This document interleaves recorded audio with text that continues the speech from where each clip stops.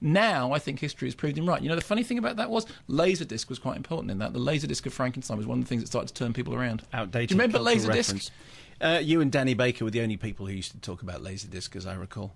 Anyway, look... I've had many very good conversations with Danny Baker about Laserdisc. The problem was you had to get up and turn it over. We have a warning about Thor, which I'm going to get to later, but I don't want to keep our guest waiting because he's already sitting there and he's thinking, what the heck have I walked into?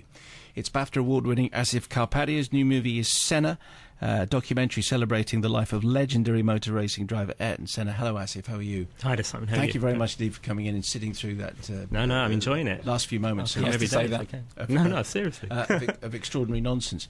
It's good to have you on the programme. Let's talk about Senna, because in a week when everyone's going to be talking about pirates, let's celebrate your movie. Just explain, because particularly from the point of view, as I understand it, from someone who wasn't a particularly big Formula One fan. Tell us how you got involved in this and what Senna involves. I mean, I'm a filmmaker. I'm a sport fan. I like football. You know, I watch sports on TV, but I'm not really a Formula One.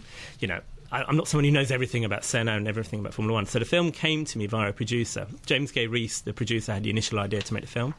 He was working with a writer and exec producer, Manish Pandey, who is the big Senna fan on our team, who kind of knows everything, who's read everything. And together we worked to make this movie. The key thing was we were making it as a documentary. We were not trying to get an actor to play him. And then the idea, quite early on, as we were doing our research, I felt something about his stardom, something about where he was at a particular point in time in his life, how famous he was in Brazil, how famous he was in Japan. Formula One exists through TV. The idea came up to make the movie entirely with the footage of the time. So when people see it, it almost plays like a drama. There are no contemporary interviews. There's no voiceover or narrator telling you what to think. Senna is narrating his own life. And that's kind of the twist that the movie has, and hopefully that's what makes it feel different. But there is commentary and there are interviews, but you don't see them. So you hear the key players, including his family, saying what's going on at each particular Grand Prix and where Ayrton Senna was in his life, but we don't see them. It's just all... We never come out at the moment. I mean, so the idea was to just make it as exciting and as thrilling as possible. So you come into the world of you know, his career, 1984, he comes into Formula One, and we just stick with him. And then as often as possible, he's the guy filling in the blanks. But we interviewed everybody, we met everybody, his managers, his teammates, Alain Prost, Ron Dennis. So there are moments when we hear voices from other people, but essentially it's the footage, hopefully, anyway. And it was always going to be a cinematic release, was it? Yes, that was the thing. So, you know, inherently we're starting with TV material, so I felt we had to do something with it to make it feel like a movie. And technically some of it's quite poor. And so the idea was, well, it's got to sound like a movie, it's got to feel like a movie. And also when you see these guys driving on a big cinema screen, it is fast. But the idea was always to make it something for the cinema and something that hopefully would work for non-fans just as much as the big Senna fans. Speaking of non-fans... Yeah, I mean, I know nothing about Formula One. I'm not a fan at all. In fact, once we did a Radio 5 show from a Formula One... Where were we? It was the British Grand Prix, Mark. Yeah, that's Formula One, isn't it? Yes. Yeah, fine. That's where we were. Yeah, that's it. And that's the only time I've ever been to one of those races. And there was a bit when you took me down to the track and said, look, and the car went, boom! And that was it. I couldn't see a thing. And then we went back and then we talked to Jensen Button, who didn't understand the end of Shrek 3, Shrek 2. Because he said wonderfully, God bless him, lovely man, he said, I just don't understand anything in which somebody would decide to be ugly. I mean, why would anyone decide to be ugly? I didn't know where to begin to explain that. But I think the thing about Senna, and I would refer this as well to Closer to the Edge, it may be about that sport. You don't have to be interested. In fact, you can be completely disinterested, uninterested. Because what it is it's a portrait of a man with very, very interesting extremes. I mean, on the one hand, he has this driven quality which causes him to take risks when it's not necessary to do so, but because he wants to do the best. He also has a very strong sort of religious feeling. He talks at some certain moments about having almost an epiphany whilst riding at incredible speeds around these tracks. He seems incredibly personal.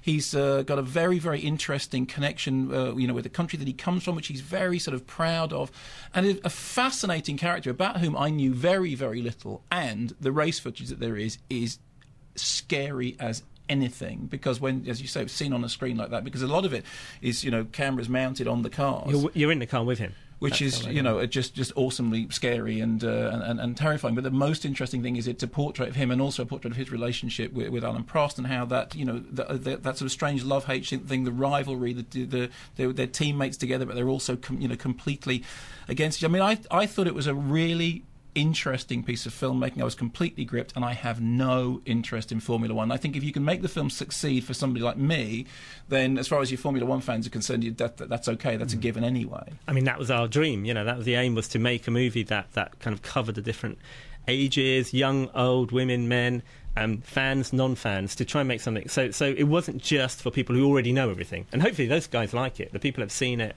There's a huge following in the UK and around the world that's helped to get the buzz going through social networking, primarily. Sure. A lot of people on Twitter, a lot of people on Facebook talking about the film. Well, it won a significant audience award, didn't it? At Sundance. Yeah, exactly. Which was a real test to show it to an audience where people have never heard of the guy. No one knows the ending there. So we were screening the film in the US, and it was sold out 6 screenings. People who knew drove 900 miles to come and see the movie. People flew across the US because they thought they'd never get a chance. But the majority of the people in the cinema in Salt Lake City that I was at, it was a Mormon community, which is different. It was a very religious group of people in the cinema. But nobody knew the ending. And it was just, you could feel the electricity as some of them just started to figure out, I've got a feeling where this is going. And if you don't know, I don't want people to know, actually. That's part of the thing, is if you see the movie, it should be celebrating this guy's life. And it's pretty emotional, though, the movie. Hopefully there's some laughs in there, but there's quite a few tears. We've done a lot about spoilers on this programme in the past, but I think it's fairly safe to know that most people listening know how Ayrton Senna died. Do you not think that? You'd be amazed how many people have heard stories, but there's something about when they watch the movie. Maybe a lot of fans or people who know come along, but generally they bring someone with them who doesn't know anything about him. And you'd be amazed how many people out there don't necessarily know his story and his journey. And actually, the reason I say it like that is they are the people who must have the most extraordinary experience when they see the film, because it's like people who've never heard of this guy, who don't watch the sport, fall in love with him. And it becomes that much more emotional when you see the kind of final act coming along. Because I think when we're kind of used to seeing that camera which is on board a Formula One car because they use it on television a lot.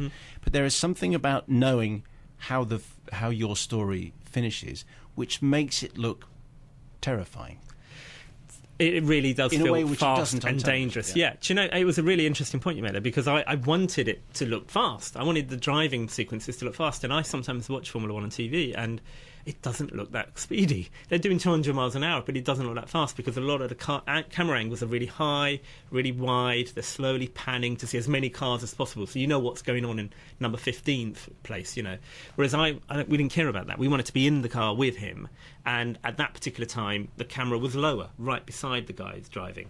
The barriers were much lower. So, safety changed after Senna's accident. So when you see him driving around Monaco, you can see a bloke leaning on the side of the track. You can see the tobacconist as he drives along around Monaco's streets, and it looks much faster than it does now. Can I ask a very simple technical question? Because so much of what's happening in the racing is to do with the weight of the car and everything, I was surprised that they all seem to... I mean, is that thing about having the camera in the car mounted as standard, is that not an excess weight that they might say, well, we don't want that in the car? I think it must be something that balanced. I mean, they're tiny cameras. They're invented specially for the sport. Right. So they're very, very small and very aerodynamic. And I think what used to happen was they used to share them around the cars. So at some point, everyone that mattered had a camera on their car, so it wasn't going to, affect. But it seems to me that there isn't anything. I mean, I was amazed by how much footage there is. Much? I mean, you have footage of covering all the races very well. You said that some of it isn't so great, some of it is televisual, and yet I was kind of really knocked out by how much footage there is, and in fact, how much early footage there is. The lovely stuff at the beginning when you see him, talking about what he refers to as proper racing, because it wasn't to do with money and it wasn't to do with politics. It was kart racing, and it was, it was the sport. And actually, that's one of the things that comes across in the documentary, is that in the end, that's all he really cares about, is what he refers to as the proper race, not the politics, not the money, not everything surrounding it. He just wanted to drive fast. I mean, that's all he wanted to do. He just wanted to fast and win, and karting was actually what he loves, and that's actually, to find this Super 8 footage of him with that helmet, that famous kind of yellow helmet, driving a go-kart against this other guy, Fullerton, who at the time was like the man who everyone rated the best. And young Senna comes along and takes him on. And that begins our movie. That's the beginning of his journey. And he continues through, and he keeps... And the reason I think the movie works for people who are not into sport is because of the politics. Formula One is very political. It is all about money. It's not fair. It's not about everybody having the same car. The richest teams with the most money start at the front. They're the fastest. And the slowest ones start at the back. Now go and race. That's the nature of it. So your job is to be in the best car, to be at the front. And that's what he had to prove himself to get to the McLaren, which was the best car, to take on Prost. And non-Formula One fans will have forgotten quite. I mean, and I think in the last half hour of the film, you have this lead feeling in your stomach because they'll have forgotten about that terrifying weekend, because it wasn't just what happened to Ayrton Senna. There was the horrible crash of Rubens Barrichello, he was very badly injured, then the death of Roland Ratzenberger. That's all part of it. And he was unhappy in his car, and you have this sense of dread throughout the last sort of half hour of the film. I mean, the tension is unbearable. I mean, even if you know where the film's going, the tension is unbearable because, and it's just, again, it comes back to the nature of the sport, and because my producers were able to get a deal with Bernie Ecclestone, we had access to the Formula One archive, which nobody's ever had before. So we were able to see these tapes from the Imola weekend, which, you know, everyone can remember it being a particularly cursed weekend. There were 7 terrible accidents that happened. But we were, kind of in a way, the movie's almost like got a structure of Goodfellas or something. You know, you follow a decade of someone's life, and then for the final weekend, it all slows down, and you see what happened on Friday, what happened on Saturday, what happened on Sunday. And in this particular case, this Imola weekend, it's just one horrific accident after another, and how the effect it actually has on Senna. Because by that point, he's so famous, there's about 40 cameras on him. So we were able to cut the film like a drama. You know, I could have a shot, a reverse, a 2-shot. I could cut to a helicopter when I wanted to. There were Steadicam shots. It was everything that you'd want to do in a drama, but all real. That was a big difference. It's all real. Listeners' questions here. Robbie in Leicester, who says, congratulations on making a wonderful film. It's my favourite film of the year by far, and the greatest film about motorsport I've ever seen. His question: when it comes to sensitive or possibly volatile footage, such as the crash at Spa and the FIA inquiries about Senna's dangerous driving and the fatal crash itself, how did you go about balancing tact and wanting to tell a good story? Was there stuff you didn't show? No, I think, I suppose we've all got, you know, for me the most difficult bit was cutting the funeral. You know, I had this footage, I had the endless rushes of Senna's funeral. And, you know, you've got moments when you actually, I'm looking at Senna's mother, and I've got to pick which part of that shot do I use. And that's when it really comes home, when you're saying, well, actually, these are real people. I'm not making a drama. These are real people, and this is someone's mum, and I'm actually editing the funeral, and I'm trying to figure out which bit do I put in the film. So there's a lot of kind of ethically and morally, you've got questions that you don't necessarily have to deal with in a movie. We had real people's and real people's families. So Manish, James, myself, the producers, we all were very careful how to tell the truth, to show what actually happened, but not to kind of make, you know, not to overcook it, and how you use music, how you use sound. All of these things are a part of, you know, the director's kind of brushes that you can use to tell the story. So we tried to tell the truth, we tried to show what happened, but we didn't want to make anything gratuitous. We just wanted to, you know, this is a nature of what these guys do. They risk their life every time they get into a car. And so it's a part of their life. It's a part of the decision they make. And Senna saw so many horrific accidents, and his answer was always to drive again and drive even faster. So that was just part of the journey that we had to tell. And within ourselves, within the editing team, the editors, of course, I should mention too, did an amazing job. We tried to find the right line.